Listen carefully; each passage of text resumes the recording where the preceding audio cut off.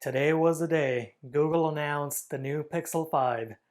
Hey guys, I'm Zaim, and in this video I want to answer whether you should pre-order the phone or not. To keep things super simple, I'm going to divide this video in three parts. What is new, what has been removed, and what is the same this year. Also, I'm not going to talk about the new features from a software point of view because according to Google, all of the new software features like portrait lighting and the hold mode will be coming to the older generations.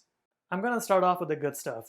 So this year, Google has actually increased the RAM to 8 gigs. Last year, the Pixel 4 and 4 XL had 6, and the Pixel 3 and 3 XL had 4.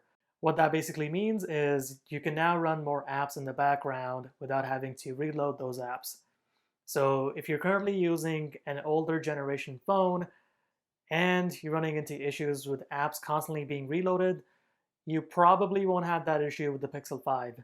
The other positive thing, and this one's a big one, quite literally, is the battery. This year, Google has decided to increase the battery capacity to 4,000 milliamp hours, which is even more than what you got on the Pixel 4 XL last year. I know last year a lot of people complained about the Pixel 4 not going on for a full day. So this year, that shouldn't really be an issue, especially now that the screen is smaller and the battery is bigger than both generations. The other thing that's kind of new this year is the new screen.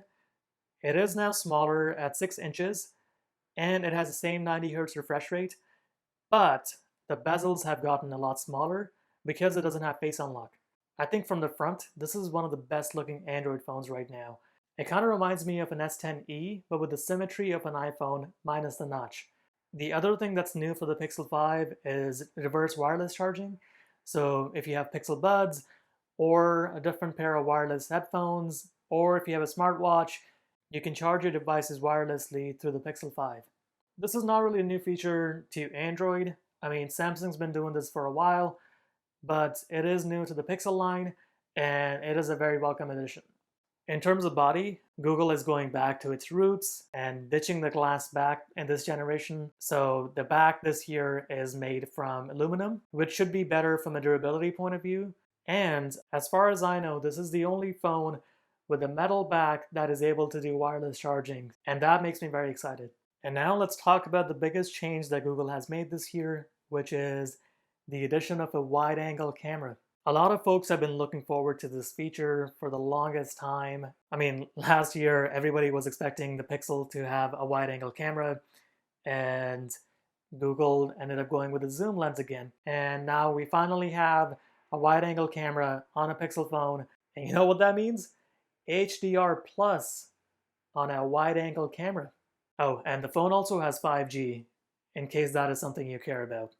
In terms of biometrics, this phone has a fingerprint sensor and not face unlock. I really liked face unlock last year on the Pixel 4. I thought it was just as good as the iPhone and it worked flawlessly. But in this new normal, I feel that a fingerprint sensor is a better idea because a lot of us are wearing masks, and face unlock is pretty inconvenient if you're wearing a mask because you have to enter your passcode every time you use your phone. So good job, Google. Now let's talk about what's been removed in this generation. One of the first things is flexibility in terms of screen size.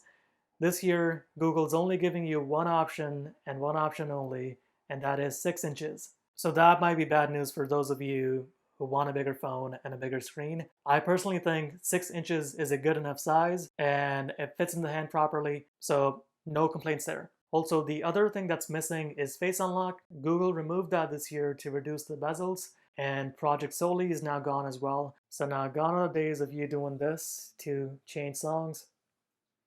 And the last major thing that's missing in the Pixel 5 is the active edge. For those of you who don't know what active edge is, basically, if you squeezed any Pixel phone from Pixel 1 to Pixel 4, it would turn on the Google Assistant. That is gone this year. Let's talk about what hasn't changed. There is still no headphone jack, the screen is still at 90 Hz, and you still will get 3 years of software updates and that Pixel experience that a lot of people love. So now the question is, should you buy the Pixel 5? The answer is yes and no. I'd say 100% go for it. If you're using a phone that's older than a Pixel 4, then it's gonna be a pretty big upgrade for you. For example, if you're using a Pixel 3, you're gonna go from 4 gigs of RAM to 8. Now, 6 to 8 is not a big difference. 4 to 8 is massive, and you're gonna notice that. But if you have a phone from, let's just say, a few months ago or a Pixel 4 XL, then I don't think you should get the Pixel 5. There is not a lot of stuff that has changed, and honestly, in some cases, it might even be a downgrade. For example, if you prefer glass over aluminum, then you're giving up that premium glass feeling body for metal. The other thing you're giving up is face unlock. If you like face unlock and you come from an iPhone, for example, you're not gonna get the secure face unlock on the Pixel 5. The other thing is the processor is a bit of a downgrade. So in terms of performance, it's on par with last year's Pixel, but the graphical performance is not as good as last year. I'm not gonna go into benchmarks because that doesn't paint the full picture. You're not gonna notice a difference in terms of day-to-day use, but if you are gaming, you might notice some differences if you're coming from a Pixel 4. If you have an older phone, you're not gonna notice anything. If you have a Pixel 4 already, I'd say skip this generation and wait for the Pixel 6. If you have a phone that's older than a Pixel 4, then this upgrade is worth it, 100%. Because you're getting 2 cameras, a way better battery, 5G, a beautiful new color, and a much improved design in my opinion. Thank you guys for watching this video. I hope I was able to help. Stay tuned for my full Pixel 5 review when it comes out, and please subscribe. I really appreciate it. And if you want me to make a video on a specific topic, let me know in the comments and I'll try to get to it. Cheers.